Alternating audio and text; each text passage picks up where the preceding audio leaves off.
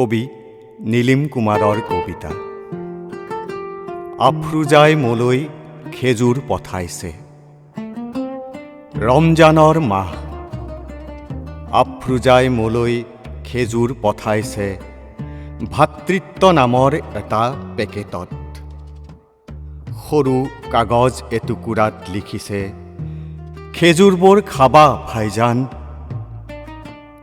মোৰ ৰোজা নাই, চেহৰি ইফতাৰ নাই। আফ্ৰোজাই মোক তাইৰ ভাগৰ ইফতাৰৰ খেজুৰ পঠাইছে ভাতৃত্ব নামৰ পেকেটত। কোনোবাই মোক কাণে কাণে কৈছিল, মক্কাৰ খেজুৰ খোৱা নিষেধ। আফ্ৰোজাই মোলৈ মক্কাৰ খেজুৰ পঠাইছে।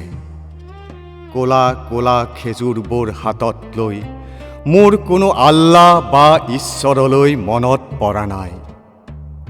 মোৰ চকুত ভাহি উঠিছে দূৰৈৰ মৰুভূমিৰ ৰ'দৰ তাপত ঘামি জামি থিয় হৈ থকা খেজুৰ গছবোৰলৈ।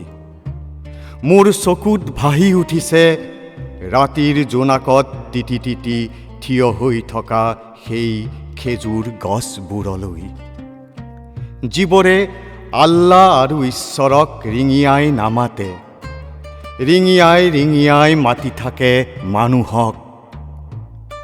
সেই খেজুৰ গছবোৰে নাজানে আল্লাহনো কোন, ঈশ্বৰনো কোন। আফ্ৰোজাই মোলৈ খেজুৰ পঠাইছে। আফ্ৰোজা, আফ্ৰোজা, আফ্ৰোজা, সেইজনী আফ্ৰোজা যিয়ে মছজিদ এটা থকাৰ পিছতো মন্দিৰ এটা সাজি লৈছিল বুকুত।